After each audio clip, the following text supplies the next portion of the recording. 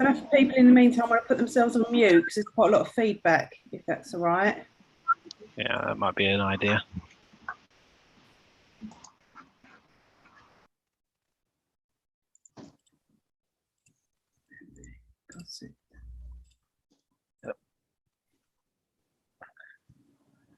Okay, Chairman, good to go. Lovely. Okay, well, good evening, everybody. Thank you for your attendance. Welcome to this informal housing and estate renewal committee meeting, which is being held remotely due to the current COVID Omicron situation. The meeting is being recorded and streamed via YouTube, where members of the public are able to watch the meeting. Please note that any comments posted on the chat feed of the council's YouTube page during the recording of this meeting will not be monitored by the council. A recording of this committee meeting will be available on the council's website following the meeting.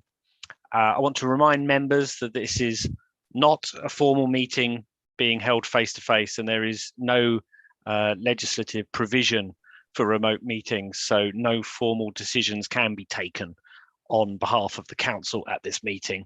It is instead an opportunity for members of the committee to debate and give a steer on their views relating to matters on the agenda, and for them to be subsequently progressed by officers. Any urgent decisions will be taken by the Chief Executive in accordance with the urgent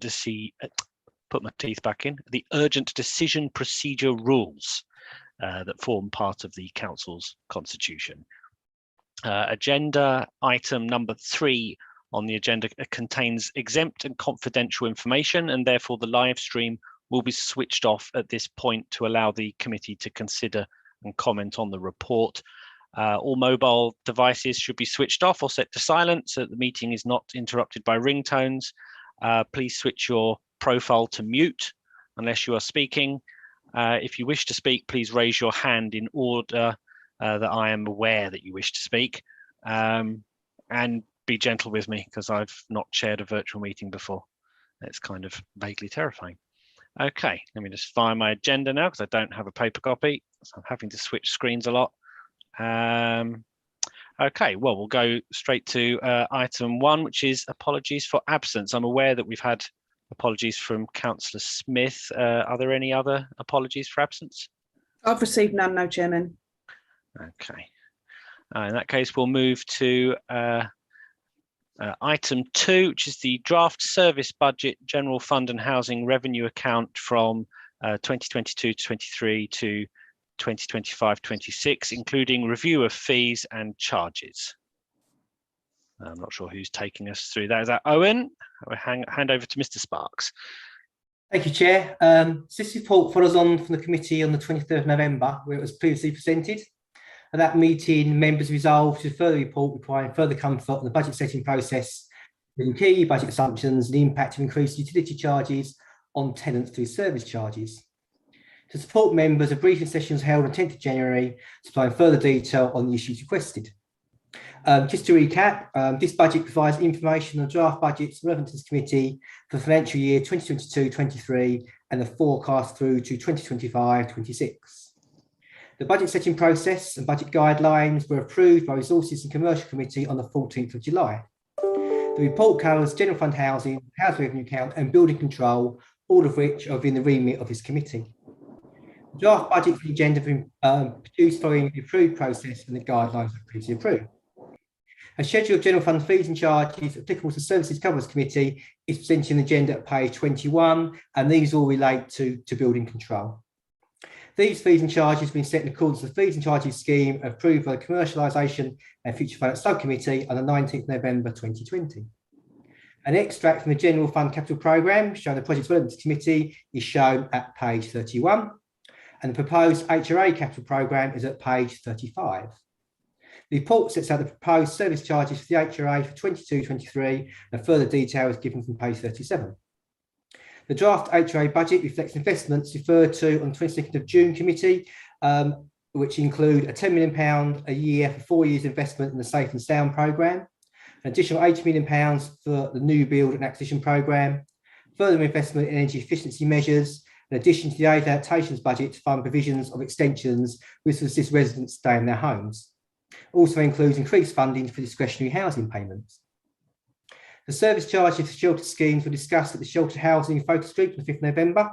They sought clarification, a number of matters, mainly in terms of understanding differences in charges between schemes. Following the previous meeting, the position with regard to heating charges with unprecedented rises in energy costs has been reviewed. And as mentioned earlier, this was covered in detail at the committee briefing on Monday. The proposals are unchanged, but officers will closely monitor the situation with regard to energy costs and report back to the committee as appropriate. The tenant and leaseholder panel were briefed on the draft budget on 17th November. They had not provided any specific feedback to be passed on to members. The committee is asked to consider and endorse the revenue cap proposals, concluding the overall budget that was presented to the Resources and Commercial Committee on the 8th of February, ultimately to Council on February 24th. As this is an informal meeting, the committee members are asked to note the proposals we presented to the Resources and Commercial Committee, subsequently approved by Council as opposed to approve them. The strategy for managing the future overall financial position, again, will be considered at the Resources and Commercial Committee on the 8th of February. And colleagues and services are present here, and collectively we're happy to answer any questions that you may have. Thank you, Chair.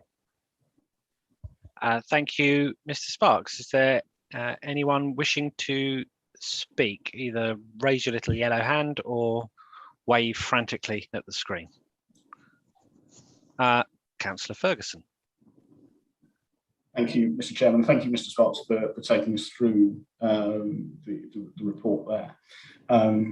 Must say at the outset, while I appreciate meetings being set up in this way, it was disappointing that the briefing was held on Monday that clashed with Policy Executive Committee meeting, and the agenda for this report only came out yesterday, which limited time to be able to go through that. And I think we did discuss at the November meeting that we'd like to bring forward the budget report as early as possible to really make sure we have as much time as possible.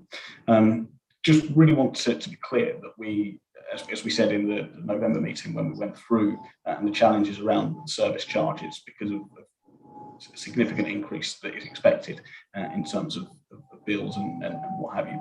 Can we outline what further support, we're saying we'll closely monitor it, what further support will there be and what we'll be in a position to do to offer further support to residents?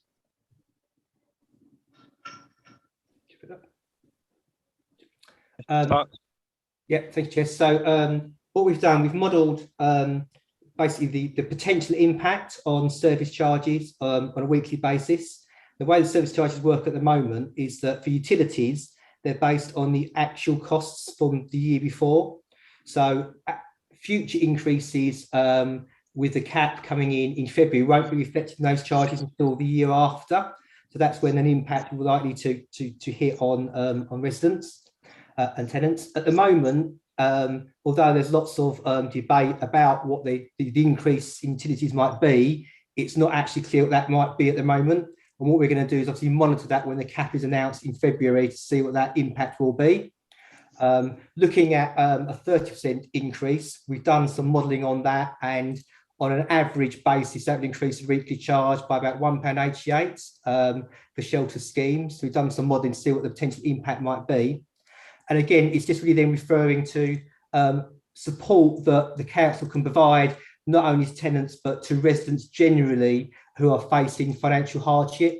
We spoke earlier about the discretionary housing payments allocation being increased by £300,000 to support potentially tenants and wider residents who are having hardship with their payments. We have things like the council tax reduction scheme.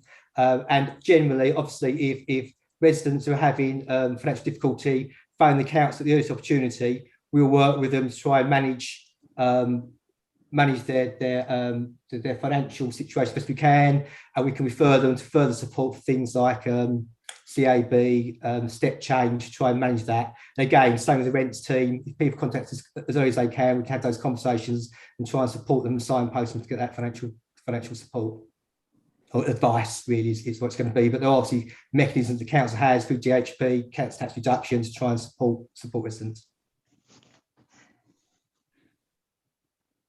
Yeah, and I think it's worth reiterating what was said at the briefing, whereby what we're really looking to do is have those mechanisms in place, but also be quite proactive, particularly under the current circumstances, to make sure that residents are aware of the support that's available. Did you want to come back, Councillor Ferguson? No. Okay. Councillor Henry. Chairman, just wanted to thank Owen for the presentation tonight. Also, I think it was really useful. It's unfortunate that Jack couldn't be there, but it was really useful to have that update the other night, and obviously a really good barometer of whether this is right or wrong is our tenant and leaseholder reps who were on the call on Monday night. I think one of the important things for me coming out of Monday night was that we talked about how we were going to work harder with our communities team to make sure that people were signposted to the help that's available, not only through Basildon, but also through Essex and other funding streams to support them with food and fuel poverty coming weeks and months. So I have no problem with this at all, Mr. Chairman. I just wanted to thank officers for the time and the diligence in going back and coming back with a more palatable approach to what it is and what it isn't. So thank you. Thank you, Councillor Henry. Yeah, my thanks to officers for the extra bit of work they did there. The session the other day was useful. It was difficult to schedule, of course, made more difficult by the present circumstances, but it was a useful session. I was glad that we had the tenant and leaseholder reps there and we were able to get their input. That was particularly useful, I think. So is there anyone else wanting to speak? I'm not seeing any further indications. We're not taking a vote because we can't take a vote, but I think we've given an adequate steer there on where the committee's feelings lie. So if there's not any more on that item, then I guess we will move to item 3. Which I'll just stop the recording, Chairman, if you can give me one moment. I've lost my agenda. Yeah, there we go. Item 3, award of